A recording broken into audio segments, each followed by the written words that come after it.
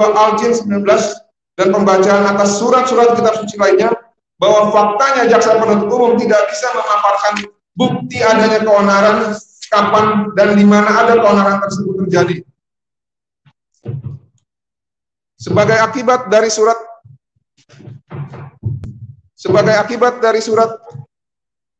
Sebagai akibat dari surat dakwaan yang pada pokoknya secara primer menyatakan adanya menyiarkan berita atau pemberitahuan bohong dengan sengaja menerbitkan keonaran di kalangan rakyat. 19. Surat dakwaan jaksa penuntut umum terlalu banyak, setebal 385 halaman. Akibatnya boros kertas dan surat dakwaan menjadi kabur, tidak jelas dan batal demi hukum. 20. Jaksa penuntut umum, karena hanya satu orang jaksa penuntut umum yang menandatangani surat dakwaan pada tanggal 17 November 2021 atas nama Syahnan Tanjung BSC Sarjana Hukum selaku jaksa utama Madya, akan tetapi bertindak sebagai jaksa penuntut umum yang membacakan surat dakwaan terdakwa KC secara tanpa hak ada sekira 15 orang bergantian. Akibatnya batal demi hukum karena tidak berdasar secara hukum. 21. Jaksa penuntut umum seharusnya memperhatikan kesesuaian antara pasal-pasal yang diterapkan dengan bentuk surat dakwaan yang cocok dengan perkara pidana berdasarkan perbuatan terdakwa tersebut. Memperhatikan ketelitian dan kecermatan jaksa penuntut umum dalam merumuskan bentuk surat dakwaan, sehingga dalam mengidentifikasi perbuatan terdakwa, jaksa penuntut umum harus dapat memilih bentuk surat dakwaan yang tepat. Dalam surat dakwaan harus jelas terurai perbuatan yang dilakukan, kapan dan di mana perbuatan tersebut dilakukan, bukan berdasarkan karang-karangan jaksa penuntut umum. Apalagi jangan sampai berdasarkan asas kebencian, emosional, dan sentimen pribadi dari jaksa penuntut umum. Tujuannya adalah agar tercipta dan tergali kebenaran material. Majelis Hakim yang mulia, saudara jaksa penuntut umum yang kami hormati, serta sidang pengunjung yang kami banggakan, kami selaku advokat dan atau penasihat hukum saudara terdakwa H. Muhammad Kosman alias Muhammad KJ alias Muhammad KJ alias Muhammad Kosman Cornelius alias Kosman bin Sunet mengucapkan banyak terima kasih kepada Majelis Hakim yang terhormat atas kesempatan yang diberikan kepada kami penasihat hukum terdakwa H. Muhammad Kosman alias Muhammad KJ alias Muhammad KJ alias Muhammad Kosman Cornelius alias Kosman bin Sunet guna membuat dan mengajukan keberatan terhadap surat dakwaan jaksa penuntut umum yang telah dibacakan sebelumnya dalam persidangan perkara mulai hari Kamis tanggal 2 Desember 2021 sampai dengan hari Jumat tanggal 3 Desember 2021. Selanjutnya, kami juga menghargai dan berterima kasih atas upaya saudara jaksa penuntut umum tentang usahanya merampungkan dan membacakan surat dakwaan ini yang secara substantif pada pokoknya telah mendakwa atau menuduh bahwa saudara terdakwa H. Muhammad Kosman alias Muhammad KC alias Muhammad KC alias Muhammad Kosman Cornelius alias Kosman bin Sunet diduga telah melakukan beraneka macam perbuatan tindak pidana antara lain: 1. Dakwaan pertama, primer. Saudara terdakwa H. Muhammad Kosman alias Muhammad KC alias Muhammad KC alias Kosman Cornelius alias Kosman bin Sunet melakukan tindak pidana menyiarkan berita atau pemberitahuan bohong dengan sengaja menerbitkan keonaran di kalangan rakyat jika antara beberapa perbuatan meskipun masing-masing merupakan kejahatan atau pelanggaran ada hubungannya sedemikian rupa sehingga harus dipandang sebagai suatu perbuatan berlanjut sebagaimana diatur dan diancam dalam pasal 14 ayat 1 Undang-Undang RI nomor 1 tahun 1946 tentang peraturan hukum pidana junto pasal 64 ayat 1. Subsidiar, dengan paparan dan uraian perbuatan yang sama dengan dakwaan pertama primer, saudara terdakwa H. Muhammad Kosman alias Muhammad KC alias Muhammad KJ alias Muhammad Kosman Cornelius alias Kosman bin Sunet melakukan tindak pidana menyiarkan suatu berita atau mengeluarkan pemberitahuan yang dapat menerbitkan keonaran di kalangan rakyat, sedangkan ia patut dapat menyangka bahwa berita atau pemberitahuan itu adalah bohong.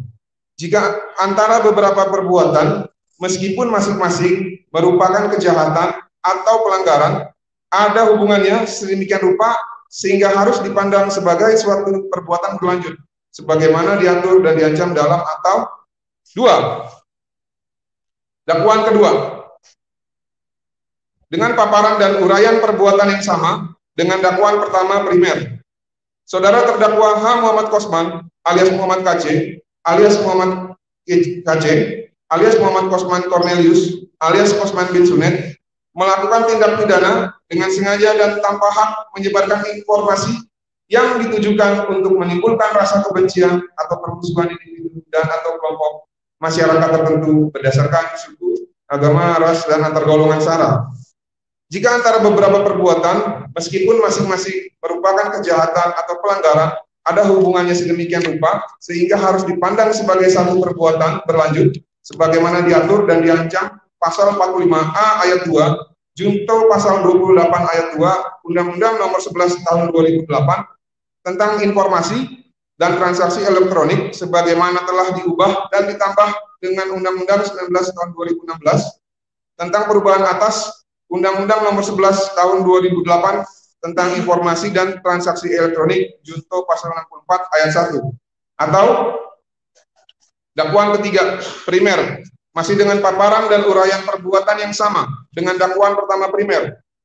Saudara terdakwa H. Muhammad Kosman alias Muhammad KC alias Muhammad KC alias Muhammad Kosman Cornelius alias Kosman bin Sunet melakukan tindak pidana dengan sengaja di muka umum, mengeluarkan perasaan atau melakukan perbuatan yang pada pokoknya bersifat permusuhan, penyalahgunaan, atau penodaan terhadap suatu agama yang di Indonesia.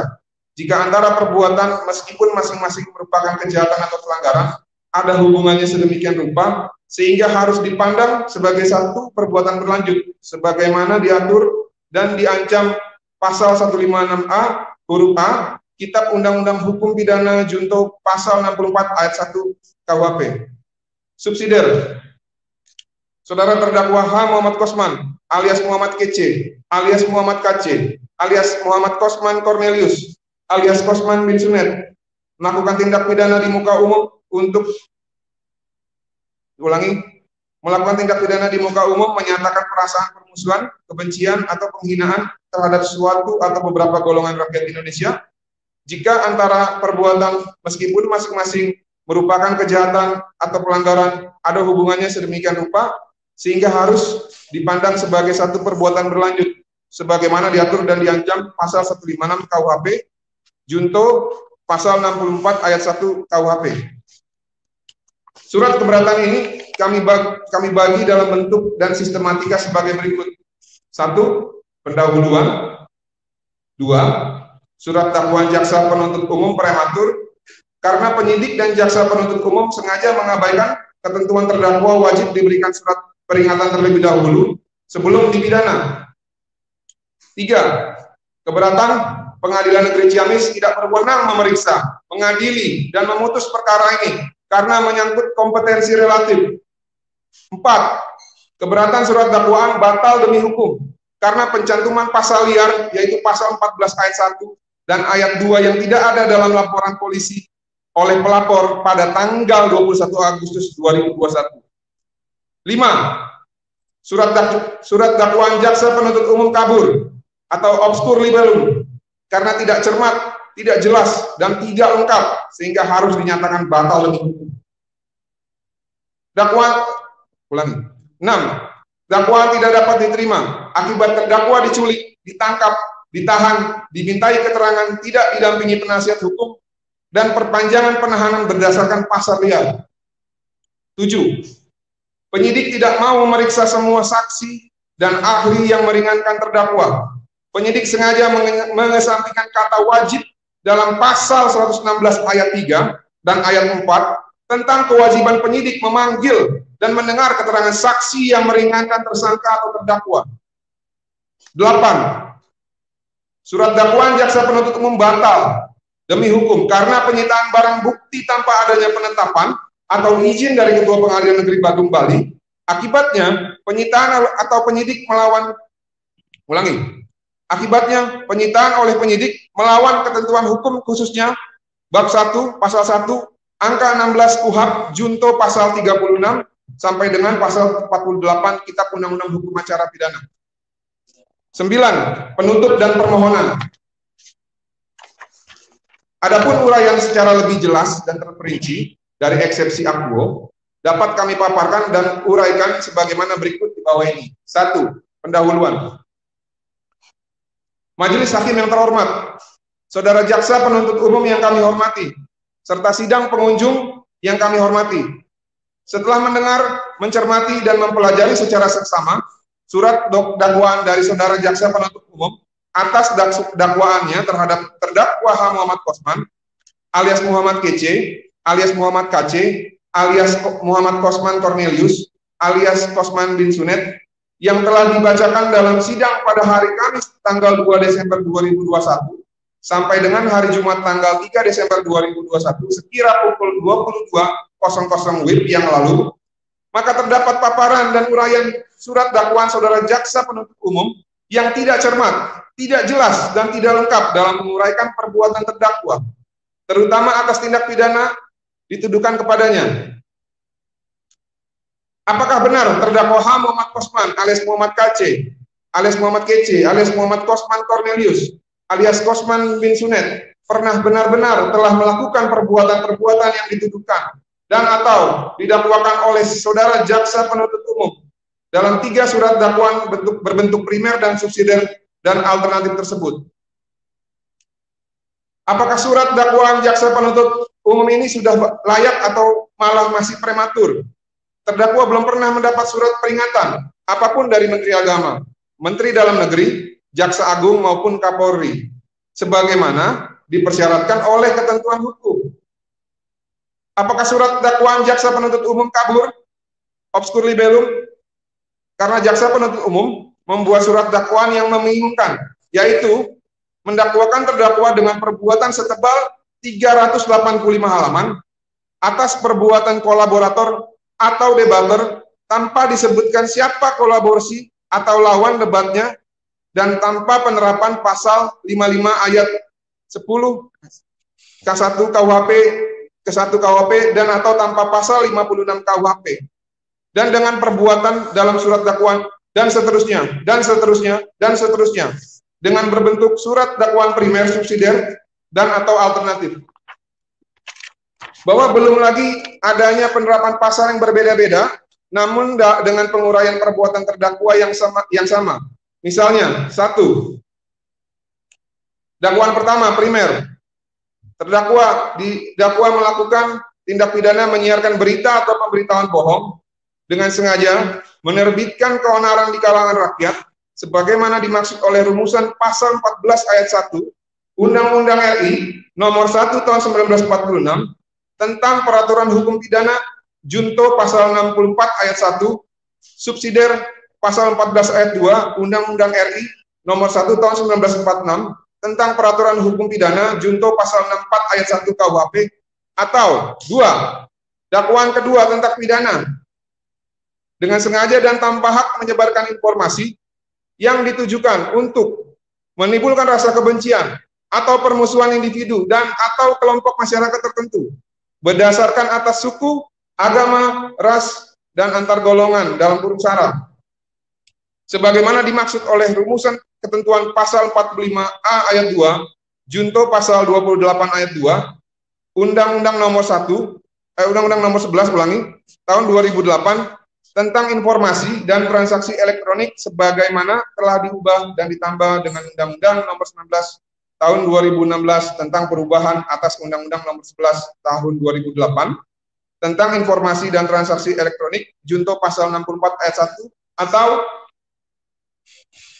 3. Dakwaan ketiga tentang terdakwa didakwa melakukan tindak pidana dengan sengaja di muka umum, mengeluarkan perasaan atau melakukan perbuatan yang pada pokoknya bersifat permusuhan, penyalahgunaan atau penodaan terhadap suatu agama yang dianut Indonesia sebagaimana dimaksud oleh rumusan pasal 156A huruf A Kitab Undang-Undang Hukum Pidana junto pasal 64 ayat 1 KUHP subsidiar diancam pasal 156 KUHP junto pasal 64 ayat 1 KUHP, bahwa tindak pidana berdasarkan dakwaan pertama yang salah satu unsurnya adalah menyiarkan berita atau pemberitaan bohong dengan sengaja menerbitkan keonaran di kalangan rakyat, sedangkan tindak pidana berdasarkan dakwaan salah satu unsurnya adalah dengan sengaja dan tanpa hak menyebarkan informasi yang ditujukan untuk menimbulkan rasa kebencian atau permusuhan individu dan atau kelompok masyarakat tertentu berdasarkan atas suku, agama, ras, dan antar golongan atau sara. Demikian juga tindak pidana berdasarkan dakwaan ketiga, salah satu unsurnya adalah dengan sengaja di muka umum mengeluarkan perasaan atau melakukan perbuatan yang pada pokoknya bersifat permusuhan, penyalahgunaan, atau penodaan terhadap suatu agama yang dianut Indonesia. Pertanyaannya, ketentuan hukum mana yang benar dilanggar oleh terdakwa MKC? Sebab tidak mungkin dengan penguraian dan pemaparan perbuatan yang sama, namun melanggar pasal yang berbeda-beda dengan unsur perbuatan yang berbeda-beda. Bahwa selanjutnya tindakan jaksa penuntut umum bertindak seperti pedagang grosiran, pasal-pasal Tanah Abang dan Mangga 2 Pasar Pagi, sehingga harus memborong dan menawarkan begitu banyak pasal KUHP dengan tindak pidana berbeda jenis, yaitu atas pasal-pasal yang dilaporkan oleh pelapor dengan pasal yang diciptakan jaksa penuntut umum dan penyidik berdasarkan asas kebencian dan sentimen pribadi penyidik dan jaksa penuntut umum dalam petunjuk P19. Apakah penambahan pasal sisipan ini berdasar secara hukum? Hal ini membuktikan saudara jaksa penuntut umum ragu-ragu atau tidak yakin atas surat dakwaannya sehingga menggunakan begitu banyak pasal dalam surat dakwaan alternatif guna menjerat terdakwa. Dalam hal ini untuk menjerat terdakwa H. Muhammad Kosman alias Muhammad KC alias Muhammad KC alias Muhammad Kosman Cornelius alias Kosman bin Sunet. Apakah Pengadilan Negeri Ciamis berwenang untuk memeriksa dan mengadili serta memutus perkara ini? Karena locus delicti dan campus delicti adalah di wilayah hukum jurisdiksi Pengadilan Negeri Badung, Bali, sehingga menyangkut keberatan kompetensi relatif. Apakah surat dakwaan jaksa penuntut umum harus dinyatakan tidak dapat diterima terkait dengan tidak adanya penyelidikan, tidak adanya administrasi penyidikan ketika penyidik melakukan tindakan kepolisian, terjadinya pembongkaran rumah terdakwa pada tanggal 23 Agustus 2021 tanpa izin Ketua Pengadilan Negeri Badung, Bali, dan tanpa izin terdakwa dan atau keluarganya. Terjadinya penculikan pada tanggal 24 Agustus 2021 di Badung, Bali. Surat perintah penangkapan dan surat perintah penahanan diberikan secara bersamaan pada tanggal 25 Agustus 2021 di Polda Bali. Tersangka tidak didampingi penasihat hukum ketika dimintai keterangan di Polda Bali tanggal 24 dan 25 Agustus 2021 di Polda Bali dan di Lantai 15 Cyber Polri, Bareskrim Polri Jakarta. Tersangka disiksa, dikeroyok, dianiaya oleh penyidik dan atau suruhannya dan tidak pernah dibantarkan untuk berobat ke rumah sakit. Terdakwa diisolasi selama di rutan Bareskrim Polri, sementara pelaku kejahatan bebas berkeliaran siang dan malam. Saksi dan ahli yang meringankan tidak diperiksa oleh penyidik kecuali 3 orang saksi. Itu pun harus ribut dengan penyidik dengan disertai ancaman lapor kepada Propam Polri. Hampir semua hak-hak terdakwa tidak diberikan dan tindakan melawan hukum lainnya. Pertanyaannya adalah, ini proses penegakan hukum atau pelaksanaan dendam dan sentimen pribadi penyidik dan atau jaksa penuntut umum atau apa ini? Apakah surat dakwaan jaksa penuntut umum harus dinyatakan batal demi hukum karena tidak jelas, tidak cermat, dan tidak lengkap menguraikan dakwaannya? Dan yang menandatangani surat dakwaannya hanya 1 orang atas nama saudara Syahnan Tanjung. Akan tetapi yang membacakan surat dakwaan terdiri dari sekira 4-15 orang. Apakah ini sah menurut hukum? Apakah surat dakwaan disusun berdasarkan cara-cara yang tidak sah menurut hukum dapat menjadi sah demi hukum? Karena bersumber dari berita acara pemeriksaan atau BAP, hasil rekayasa dan kriminalisasi yang tidak sah, sehingga cacat secara yuridis, undue process of law, serta tidak memiliki dasar hukum yang sah, unrahmatic of on the ground. Apakah surat dakwaan jaksa penuntut umum yang bersumber dan disusun dari BAP hasil rekayasa berdasarkan P19 dengan tipu muslihat dan rekayasa penyidik bersama peneliti berkas atau JPU demi kepentingan pihak tertentu atau sponsor perkara ini, yang sejatinya adalah perkara Pengadilan Negeri Badung Bali, namun direkayasa menjadi ke Pengadilan Negeri Ciamis dengan cara penyidik BS, berinisial BS, pergi mencari saksi ke Ciamis dan sekitarnya yang tak ada hubungannya dengan perkara terdakwa ini, memprovokasi ormas, Babinsa, dan lain-lain, agar terkesan saksinya lebih banyak di wilayah Pengadilan Negeri Ciamis. Namun pada sisi lain, penyidik tidak mau memeriksa 7 orang saksi meringankan dan 7 orang ahli yang meringankan dengan dalih nanti saja di pengadilan, yang tak lain tak bukan hanya agar perkara ini digelar di Pengadilan Negeri Ciamis. Hal ini sesuai informasi dari 2 orang pejabat Kejaksaan Agung Republik Indonesia yang tidak terima dengan perkataan peneliti berkas yang mengatakan, syukur MKC hanya dipaksa makan, maaf yang mulia tai, kalau saya akan saya bunuh dia. Kita bikin sidangnya di Ciamis dengan cara kita bikin P19, menambah pasal 14 ayat 1 dan ayat 2 Undang-Undang Republik Indonesia nomor 1 tahun 1946 tentang peraturan hukum pidana. Hal ini sesuai dengan rekaman percakapan penyidik berinisial BS di kantin Pengadilan Negeri Ciamis yang sesumbar karena merasa berhasil merekayasa perkara ini dari seharusnya di Pengadilan Negeri Badung Bali atau di Jakarta, namun menjadi di Pengadilan Negeri Ciamis.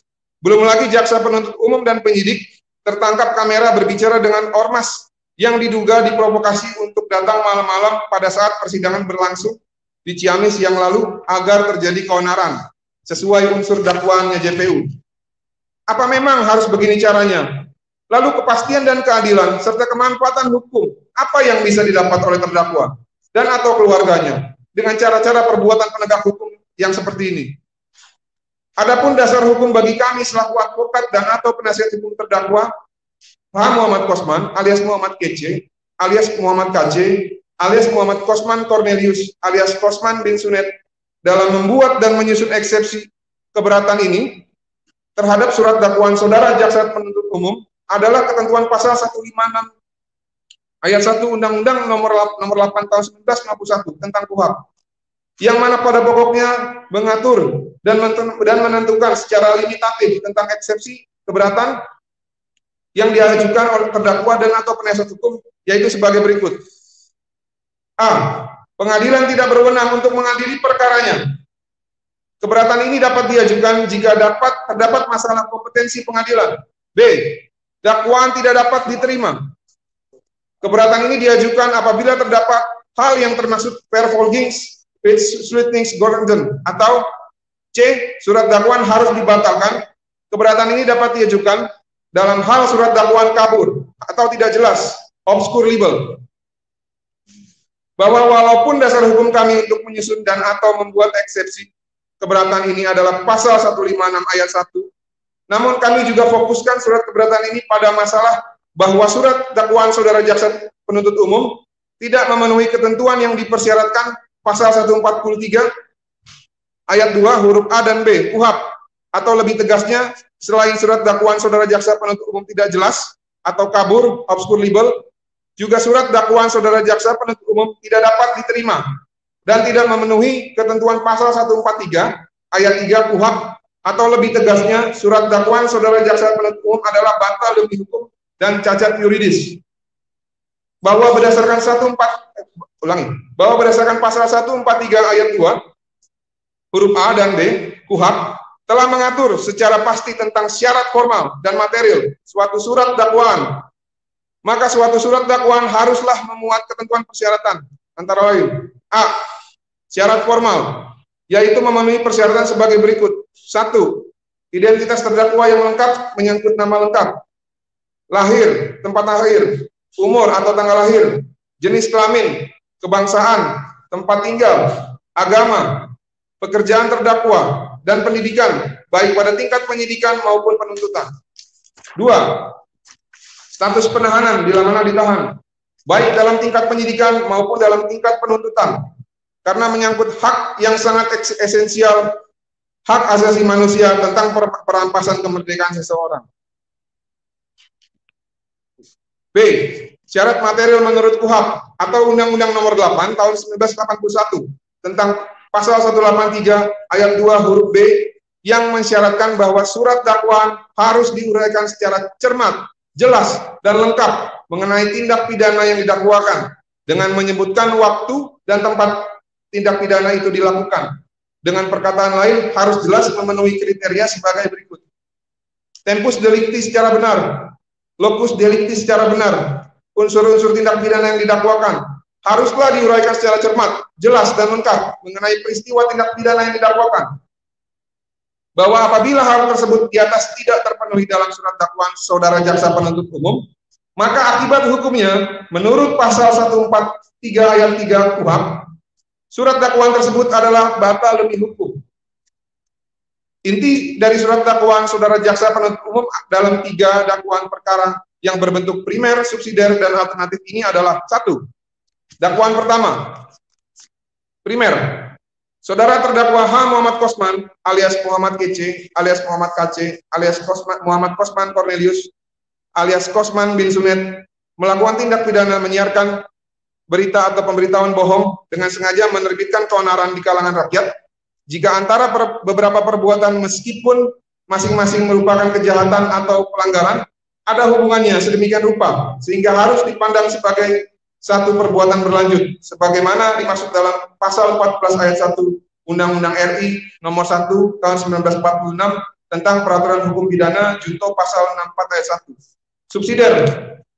Saudara terdakwa H. Muhammad Kosman alias Muhammad KC alias Muhammad KC alias Muhammad Kosman Cornelius alias Kosman bin Sunet melakukan tindak pidana menyiarkan suatu berita atau mengeluarkan pemberitahuan yang dapat menerbitkan keonaran di kalangan rakyat, sedangkan ia patut dapat menyangka bahwa berita atau pemberitahuan itu adalah bohong. Jika antara beberapa perbuatan meskipun masing-masing merupakan kejahatan atau pelanggaran ada hubungannya sedemikian rupa sehingga harus dipandang suatu perbuatan berlanjut sebagaimana dimaksud dalam pasal 14 ayat 2 Undang-Undang RI nomor 1 tahun 1946 tentang peraturan hukum pidana junto pasal 64 ayat 1 KUHP. 2. Dakwaan kedua. Saudara terdakwa H. Muhammad Kosman alias Muhammad KC alias Muhammad KC alias Muhammad Kosman Cornelius alias Kosman bin Sunet melakukan tindak pidana dengan sengaja dan tanpa hak menyebarkan informasi yang ditujukan untuk menimbulkan rasa kebencian atau permusuhan individu dan atau kelompok masyarakat tertentu berdasarkan atas suku, agama, ras, dan antar golongan sara.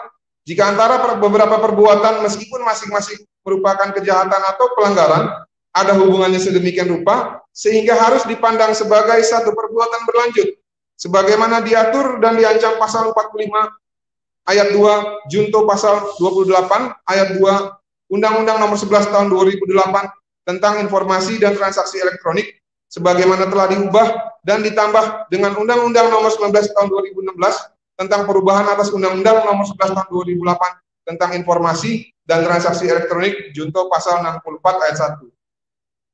3. Dakwaan ketiga. Primer. Saudara terdakwa H. Muhammad Kosman alias Muhammad KC alias Muhammad KC alias Muhammad Kosman Cornelius alias Kosman bin Sunet melakukan tindak pidana dengan sengaja di muka umum mengeluarkan perasaan atau melakukan perbuatan yang pada pokoknya bersifat permusuhan, penyalahgunaan, atau penodaan terhadap suatu agama yang dianut Indonesia jika antara beberapa perbuatan meskipun masing-masing merupakan kejahatan atau pelanggaran ada hubungannya sedemikian rupa sehingga harus dipandang sebagai satu perbuatan berlanjut sebagaimana diatur dan diancam pasal 156A huruf A Kitab Undang-Undang Hukum Pidana junto pasal 64 ayat 1 KUHP. Subsidiar. Saudara terdakwa H. Muhammad Kosman alias Muhammad KC alias Muhammad KC alias Muhammad Kosman Cornelius alias Kosman bin Sunet melakukan tindak pidana di muka umum menyatakan perasaan permusuhan, kebencian, atau penghinaan terhadap suatu atau beberapa golongan rakyat di Indonesia jika antara beberapa perbuatan meskipun masing-masing merupakan kejahatan atau pelanggaran ada hubungannya sedemikian rupa sehingga harus dipandang sebagai satu perbuatan berlanjut sebagaimana diatur dan diancam pasal 156 KUHP junto pasal 64 ayat 1 KUHP. Berikut di bawah ini kami uraikan secara lebih jelas dan terperinci dasar-dasar serta alasan yuridis atas eksepsi atau keberatan kami terhadap surat dakwaan yang diajukan oleh Saudara Jaksa Penuntut Umum. 2. Surat dakwaan Jaksa Penuntut Umum prematur karena penyidik dan Jaksa Penuntut Umum sengaja mengabaikan ketentuan terdakwa wajib diberikan surat peringatan keras terlebih dahulu sebelum dipidana.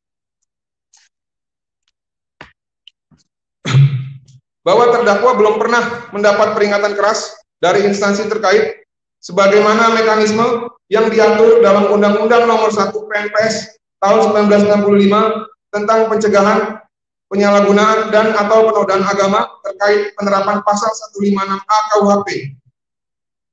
Mengenai delik penodaan agama harus diawali dengan peringatan keras dari instansi terkait sebagaimana mekanisme yang diatur dalam Undang-Undang Nomor 1 PNPS tahun 1965 tentang pencegahan penyalahgunaan dan atau penodaan agama atau Undang-Undang Penodaan Agama terkait penerapan pasal 156A KUHP junto pasal 156 KUHP. Bahwa berdasarkan hukum positif di Indonesia yang khusus dan paling lengkap mengatur tentang penodaan agama dan delik penodaan agama berdasarkan pasal 156 KUHP merupakan pasal sisipan dalam kurung bis dari KUHP sebagai hasil peninggalan Belanda yang diamanatkan oleh pasal 4 Undang-Undang PNPS, sehingga untuk menggunakan pasal 156 KUHP secara normatif wajib mengikuti mekanisme dalam Undang-Undang Penodaan Agama, yakni sebelum kasus penodaan agama diproses secara hukum, maka terdakwa sebelum ditetapkan sebagai tersangka wajib diberi surat peringatan keras terlebih dahulu, kecuali telah diberikan surat peringatan namun tetap melakukan hal yang dilarang oleh surat peringatan itu, barulah penyidik bisa memproses secara hukum. Bahwa penetapan Presiden Republik Indonesia Nomor 1 PNPS tahun 1965 tentang pencegahan penyalahgunaan dan atau penodaan agama sudah ditetapkan menjadi undang-undang melalui Undang-Undang Nomor 5/1969 tentang pernyataan berbagai penetapan presiden dan peraturan presiden sebagai undang-undang. Sementara itu, pasal 156A KUHP yang diamanatkan oleh pasal 4 Undang-Undang Penodaan Agama yang memiliki 3 unsur utama, yaitu permusuhan, penyalahgunaan, dan penodaan agama, bahwa atas dugaan pelanggaran atas pasal 1, pasal 2, dan pasal 3 Undang-Undang Penodaan Agama juga dikenai sanksi pidana 5 tahun penjara yang disebutkan dalam pasal 3 undang-undang tersebut. Dan faktanya, hukumnya H. Muhammad Kosman alias Muhammad KC, alias Muhammad KC, alias Muhammad Kosman Cornelius, alias Kosman bin Sunet, tidak pernah mendapatkan surat larangan atau peringatan keras dari instansi terkait, semisal dari Jaksa Agung, Kapolri, maupun dari Menteri Agama. Bahwa adalah fakta hukum, bahwa ternyata penyidik di Cyber belum atau tidak memberikan hak-hak hukum kepada terdakwa untuk melakukan pembelaan diri dalam proses lidik sebagai saksi. Dan sejatinya terdakwa berdasarkan Undang-Undang PNPS Nomor 1 tahun 1945, berdasarkan Undang-Undang PNPS Nomor 1 tahun 1965 pada pasal 2 wajib secara hukum diberikan peringatan keras terlebih dahulu oleh Kementerian Agama, Kementerian Dalam Negeri, dan Kejaksaan Agung maupun Kapolri bila perlu tentang apa yang dibacakan oleh terdakwa soal surat 72 Al-Jin ayat 19 dan Al-Maryam 19 ayat 71 adalah terlarang untuk dibacakan. Bila memang hal tersebut terlarang dibacakan di depan umum, namun pertanyaan adalah bukankah tindakan tersebut sebagai bentuk kriminalisasi membaca kitab suci agama? Bahwa akan tetapi sebagaimana dengan kebebasan berpendapat di dalam Undang-Undang Dasar 1945 yang mengatur tentang diatur hak untuk berpendapat, menyatakan pikiran, dan berserikat, sebagaimana dimaksud oleh Undang-Undang Dasar 1945 pasal 28 huruf E dan F, junto Undang-Undang Nomor 39 tahun 99 tentang hak asasi manusia, khususnya dalam pasal 14, 23, 24, dan 25. Bukankah hak itu berlaku juga kepada H. Muhammad Kosman, alias Muhammad KC, alias Muhammad KC, alias Muhammad Kosman Cornelius, alias Kosman bin Sunet? Izin untuk dilanjutkan, Yang Mulia. Izin melanjutkan, Yang Mulia. 3. Keberatan Pengadilan Negeri Ciamis tidak.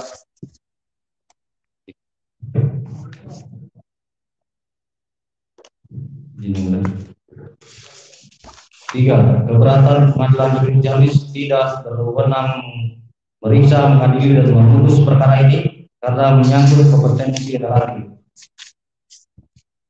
Bahwa terdakwa adalah WNI yang pada saat ini sebagai terdakwa dan ditahan di rumah tahanan Polri, bahwa adapun kronologis kejadian yang dialami oleh terdakwa H. Muhammad Kosman alias Muhammad KC alias KC adalah bahwa terdakwa H. Muhammad Kosman alias Muhammad KC alias KC pada tanggal 20 Agustus 2021 di wilayah jurisdiksi Pengadilan Negeri Batu Bali, terdakwa membaca surat 72 Al-Jin ayat 19 yang isinya kurang lebih sebagai berikut. Wa annahu lamma qama adullahi kadu yakunna alaihi ibadah, atau terjemahan bahasa Indonesianya, dan sesungguhnya ketika hamba Allah dalam kurung Muhammad berdiri menyembahnya, melaksanakan sholat, mereka dalam kurung jin-jin itu berdesakan menghubunginya. Bahwa adapun maksud dan tujuan terdakwa H. Muhammad Kosman alias Muhammad KC alias KC membaca surat 72 Al-Jin ayat 19 adalah untuk menjawab tuduhan dan atau fitnah dari Abdul Somad yang mengatakan bahwa di salib itu ada jin kafir berseru memanggil haleluya, haleluya. Sehingga terdakwa H. Muhammad Kosman alias Muhammad KC alias Muhammad KC menjawab dan menjelaskan bahwa tidak benar di salib itu ada jin kafir. Namun yang benar menurut surat 72 Al-Jin ayat 19 adalah wa annahu lama qamatul lahi yatuhu kadu yakunna alaihi ibadah, atau terjemahan bahasa Indonesianya, dan sesungguhnya ketika hamba Allah dan Muhammad berdiri menyembahnya, melaksanakan sholat, mereka jin-jin itu berdesakan menghubunginya. Bahwa selain itu masih di wilayah jurisdiksi Pengadilan Negeri Batu Bali, terdakwa H. Muhammad Kosman alias Muhammad KC alias Muhammad KC juga membacakan surat Maryam 19 ayat 71 yang pada pokoknya menyatakan bahwa dan tidak ada seorang pun di antara kamu yang tidak mendatanginya dalam kurung neraka. Hal itu bagi Tuhanmu adalah suatu ketentuan yang sudah ditetapkan. Tujuan terdakwa membaca surat Maryam 19 ayat 71 adalah untuk menjawab tujuan Abdul Somad yang mengatakan bahwa kafir dalam kurung Yahudi dan Kristen Katolik pasti masuk neraka. Akan tetapi menurut terdakwa H. Muhammad Kosman alias Muhammad KC alias Muhammad KC, bahwa yang pasti masuk neraka bukan kafir dalam kurung Yahudi, Nasrani, Kristen Katolik, bahwa yang benar masuk neraka adalah golongan yang termasuk menurut surat Al-Maryam ayat 71, dan tidak ada seorang pun di antara kamu yang tidak mendatanginya dalam kurung neraka. Hal itu bagi Tuhanmu adalah suatu ketentuan yang sudah ditetapkan. Bahwa di wilayah jurisdiksi Pengadilan Negeri Batu Bali, terdakwa H. Muhammad Kosman alias Muhammad KC alias KC juga membacakan nas bahwa iblis adalah sumber segala dusta.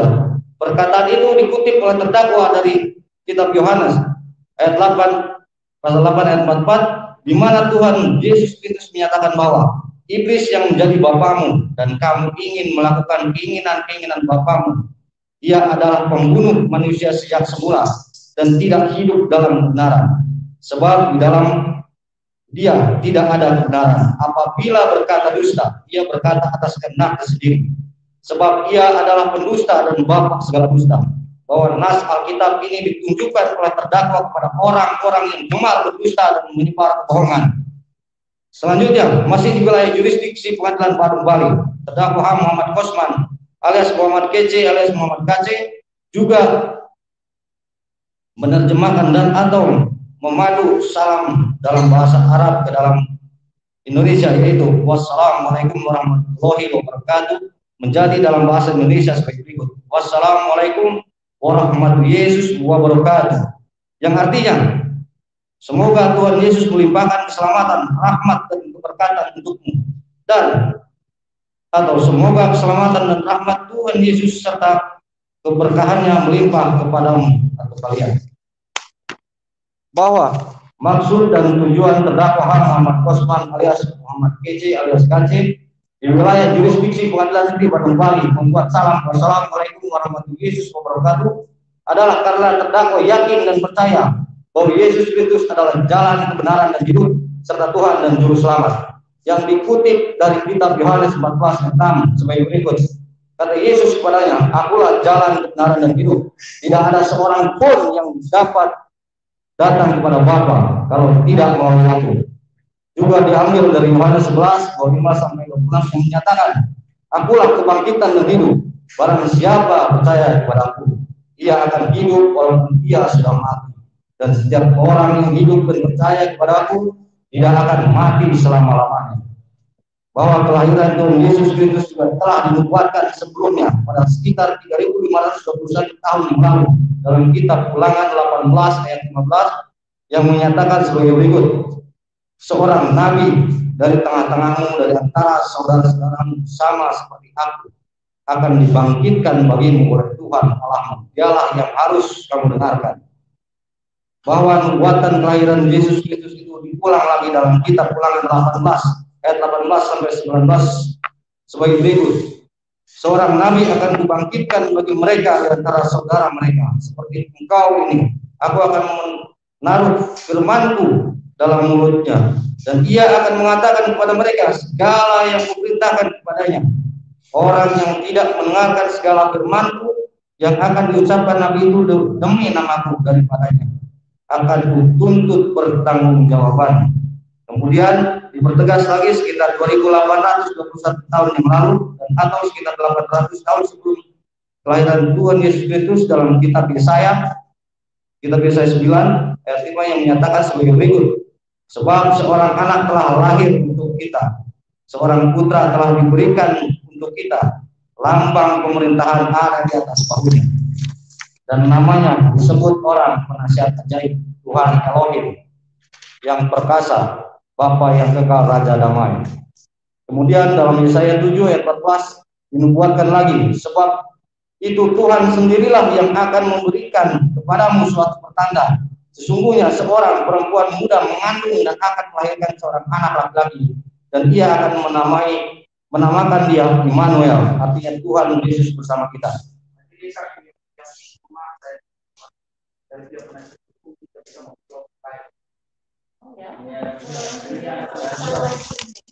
Jadi kalau tadi